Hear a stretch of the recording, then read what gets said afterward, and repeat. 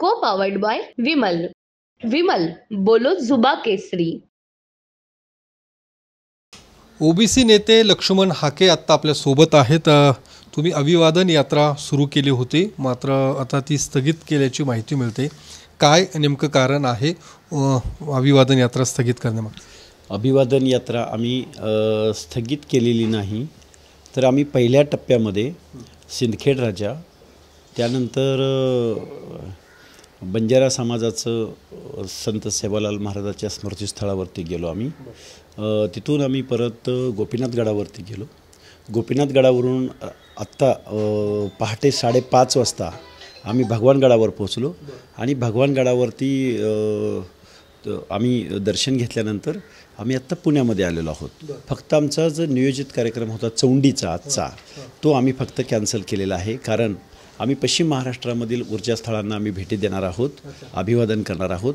त्यावेळी चौंडी असेल, नायगाव असेल, सावित्रीबाई फुले यांचं जन्मगाव, त्याचबरोबर कटगुण असेल, नरवीर उमाजी नाईक यांचं जन्मगाव भिवडी असेल, आरेवाडीचा बिरोबा असेल किंवा पट्टण कडोलीचा विठ्ठल बिरुदेव असेल, या ऊर्जास्थळांना आम्ही भेटी देणार आहोत आणि बहुजन बांधवांशी, ओबीसी बांधवांशी, भटके विमुक्त बांधवांशी संवाद साधणार आहोत. म्हणजे तुम्ही ही पुन्हा अभिवादन यात्रा सुरू करणार, म्हणजे पुढचा टप्पा जो असणार आहे तो नेमका कधी सुरुवात करणार आहात? 3 ते 4 दिवसांनी हा टप्पा असेल, कारण मुंबईला आज आणि उद्या काही कामं आहेत, काही मिटिंग्स आहेत.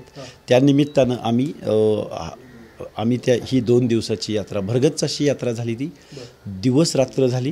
कारण रात्री 5:30 वाजता शेवटचा भगवानगडाच्या पायथ्याला माळेगाव इथं आमची शेवटची सभा झाली. तुम्ही आता मुंबईकडे जाणार आहात तुम्ही म्हणतात, काय कुणाची भेट घेणार आहात? मुख्यमंत्री किंवा इतर कुणाची भेट घेणार? काय प्रशासनाशी ही भेट नाही माझी, काही तज्ज्ञ लोकांची भेट आहे, काही वकील लोकांची भेट आहे. कारण रस्त्यावरची लढाई ओबीसींची लढत असताना काही आमच्या 2-3 हिअरिंग आहेत कोर्टामध्ये, त्या संदर्भात आमचा काही सल्लामसलत आणि मिटिंग होणार आहे. हे सगळी तुमची अभिवादन यात्रा पुढे जात असताना काही ठिकाणी दगडफेक झाल्याचं घटना घडलेल्या आहेत. खास करून मनोज जरांगे पाटील यांचं जे गाव आहे मातोरी, या गावात दगडफेक झाल्याचं पाहायला मिळालं. मोठं तणाव त्या गावामध्ये निर्माण झाला होता. काय, कोण या सगळ्या याच्यामध्ये, कशामुळे झालं असावं, काय नेमकं याला जबाबदार कोण असते? हे बघा, आमची अभिवादन यात्रा साधारणपणे परळीच्या आसपास होती. त्यावेळी आम्हाला मेसेज आला की मातोरी गावामध्ये दगडफेक झालेली आहे. खरं तर आम्ही साधारण 5च्या दरम्यान आम्ही भगवानगडावर पोहोचणार होतो, परंतु आम्ही तब्बल 6 ते 7 तास उशिरा, कारण लोक आम्हाला प्रत्येक चौकामध्ये अडवत होती, लोक प्रत्येक ठिकाणी सत्कार करत होती, त्यामुळे आम्ही 6-7 तास लेट होतो. परंतु त्या भगवानगडाकडं आम्ही येणार आहोत म्हणून आजूबाजूच्या गावामधल्या काही गाड्या, काही DJ लावून, काही लोक वाजत गाजत भगवानगडाकडं जात असताना शेतामध्ये झाडाझुडपामध्ये लपून बसलेल्या काही लोकांनी त्या भगवानगडाकडे जाणाऱ्या गाड्यांच्या ताफ्यावरती दगडफेक करण्याचा प्रयत्न केला. परंतु तुमच्या यात्रेवरती दगडफेक नाही, आम्ही त्यावेळी परळीमध्ये होतो. परळीनंतर आम्ही गोपीनाथ गडावर गेलो, त्यानंतर वडवणीची सभा झाली, त्यानंतर भगवानगडाच्या पायथ्याशी जवळजवळ 6 ते 7 प्रत्येक गावामधला तरुण हजारोंच्या संख्येनं तिथं गर्दी जमा झालेली होती आणि ही सभा करत आम्हाला 5 वाजल्या भगवानगडावरती पोहोचायला. हे कोण होते दगडफेक करणारे, कोण, काय वाटतं तुम्हाला? ते आता पोलीस इन्व्हेस्टिगेशनचा प्रश्न आहे, पोलीस शोधतील आणि कायदा हातात घेणाऱ्यांना निश्चित. आम्ही लोकशाही मार्गानं हे आंदोलन करत आहोत. आम्ही उपोषण केलं आहे, आम्ही त्यानंतर आम्ही अभिवादन आमच्या ऊर्जास्थळांना करत आहोत. पण या सगळ्या दगडफेकीचा जो रोख आहे मनोज जरांगे पाटलांचा, तो छगन भुजबळांवरती थेट आहे आणि अशा पद्धतीने दंगल घडवण्याचा प्रयत्न छगन भुजबळांचा आहे असं जरांगे पाटील म्हणतायत. ते या प्रश्नाचं उत्तर मनोज जरांगेच व्यवस्थित देऊ शकतील. त्यांनीच आरोप केला. कारण विषय असा आहे की उठसूट मनोज जरांगे पाटलांना दुसरं कोण सापडतच नाही. त्यांना फक्त छगनरावची भुजबळच सापडतात. काही झालं तर ते छगनराव भुजबळांनाच जबाबदार धरतात. ते याची चौकशी म्हणजे शासन प्रशासन करेल ना चौकशी याची, आणि सत्य परिस्थिती येईलच समोर. अच्छा, पण मग या सगळ्या याच्यावरती मराठ्यांना कोणी हात लावू नये अशा पद्धतीचं आव्हान मनोज जरांगे पाटील करतात, अन्यथा गाठ आमच्याशी आहे असा थेट इशारा सुद्धा. कारण हे बघा, ओबीसी भटके बांधव हे छत्रपती शिवरायांचे मावळे आहेत. या माझ्या महाराष्ट्राच्या इतिहासामध्ये कधीही ओबीसींनी, कधीही या भटक्या मावळ्यांनी, कधीही आलुत्या बोलुत्यांनी इथल्या व्यवस्थेच्या विरुद्ध कुठलंही बंड केलेलं नाही, कधी हिंसा केलेली नाही, तशी बॅक हिस्ट्री नाही. त्यामुळे जरांगे पाटील, तुम्हीच काय काय केलं आहे मागं इतिहासामध्ये. छत्रपती शिवरायांना सगळ्यात जास्त लढाया तुमच्याशी, आप्तस्वकीयांशी कराव्या लागल्या. त्यामुळे इतिहास तुमचा आहे.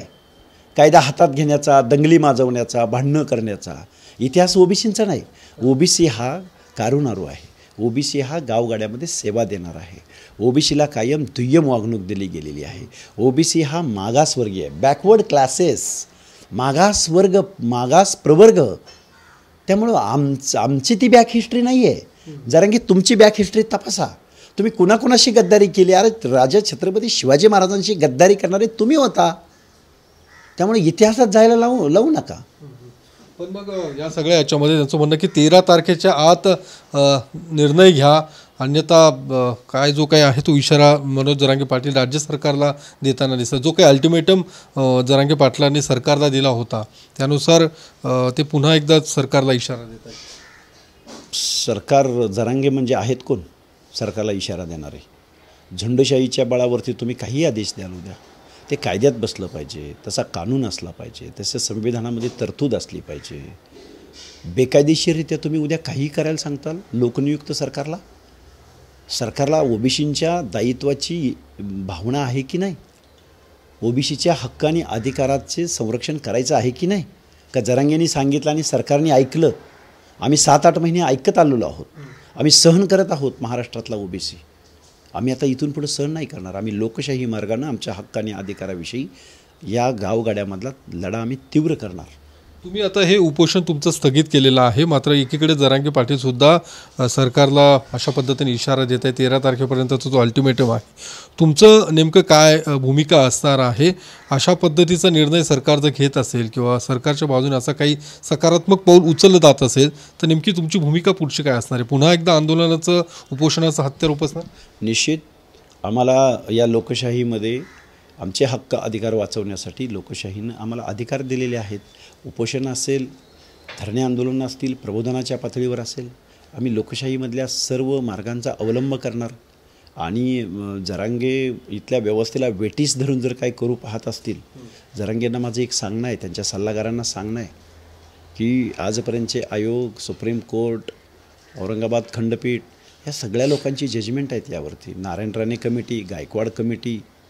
त्यामुळे तुम्ही मोडून तोडून बेकायदेशीररित्या काही गोष्टी करू नका. कारण ओबीसीचा आर्त आवाज इथल्या व्यवस्थेनं ऐकायला पाहिजे. भटक्या विमुक्तांच्या, ओबीसींच्या आरक्षणामध्ये जर मराठा बांधव आला तर त्यांच्या स्पर्धेमध्ये हा गावगाड्यातला छोटा छोटा घटक टिकू शकेल का? एखादा पंचायती मेंबर होऊ शकेल का? एवढं मी महाराष्ट्रभर रात्रंदिवस गेल्या 3-4 वर्षाच्या कालावधीमध्ये फिरतो. मला काल परवा माझं उपोषण 10 दिवसाचं सुरू होतं, त्यावेळी एक कुंभाराचा माणूस सरपंच झालेला मला पाहायला मिळाला. मी त्या माणसाचा सत्कार केला. आम्ही उपोषण करत असताना 1,500पेक्षा जास्त ग्रामपंचायतीचे एकमुखी ठराव आम्हाला आलेले आहेत की आम्ही तुमच्या पाठीशी आहोत. तुम्ही ओबीसींच्या हक्कांनी अधिकाराचं संरक्षण करताय, आम्ही तुमच्याबरोबर आहोत. या महाराष्ट्राच्या गावगाड्यातल्या लोकांचा आवाज सन्माननीय मुख्यमंत्र्यापर्यंत पोहोचणार आहे का? विधानसभाचं पावसाळी अधिवेशन सुरू आहे, विधान परिषदेमध्ये हा आवाज आमचा पोहोचणार आहे का? या दृष्टिकोनातून ही आमची अभिवादन यात्रा आणि उपोषण आंदोलन होतं. आता या सगळ्या संदर्भामध्ये जे तुम्ही उपोषण स्थगित केले त्यातली प्रमुख जो काही मुद्दा होता त्या संदर्भात उद्या सर्वपक्षीय बैठक सरकारकडून आयोजित करण्यात आलेली आहे. काय या बैठकीकडून अपेक्षा आहे तुम्हाला, किंवा या संपूर्ण सगळ्या पक्षांकडून नेमकी तुम्हाला काय नेमकी अपेक्षा? हे बघा, सर्व पक्षाचे नेते नेहमी म्हणतात की ओबीसी आरक्षणाला धक्का न लावता तुम्हाला जे करायचं ते करा. आणि त्याचवेळी जरांगे पाटील म्हणतात की आम्ही ओबीसी आरक्षणामध्ये प्रवेश केलेला आहे. कुणबी नोंदींच्याद्वारे किंवा सगळ्या सोयऱ्यांच्या अध्यादेशाद्वारे आम्ही उरलेली माणसंसुद्धा ओबीसीमध्ये जाणार आहोत. आम्ही आता ओबीसीचे नेते आहोत, आम्ही आत्ता ओबीसी आहोत. मग एकतर जरांगे खरं बोलत आहेत किंवा शासन खरं बोलतं आहे, सर्व पक्षाचे प्रमुख खरं बोलत आहेत. दोघांपैकी कोणतरी एक खोटं बोलतं आहे किंवा खरं बोलतं आहे. आमच्या ओबीसींच्या मनामध्ये हीच संभ्रमावस्था आहे, हीच नैराश्याची भावना आहे. तेव्हा दोघांनी पुढं यावं, सत्य काय आहे, वास्तव काय आहे आणि संविधानात काय आहे हे आम्हा बांधवांना समजावून सांगावं. ही आमची भावना आहे ओबीसींची. धन्यवाद.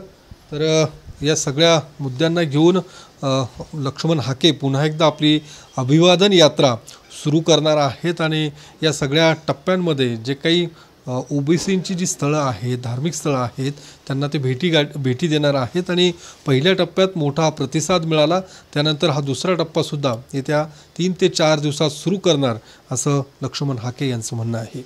कॅमेरामन सुशांत राऊतसह मी योगेश बोरसे, TV9 मराठी, पुणे. को पावर्ड बाय विमल. विमल बोलो जुबा केसरी.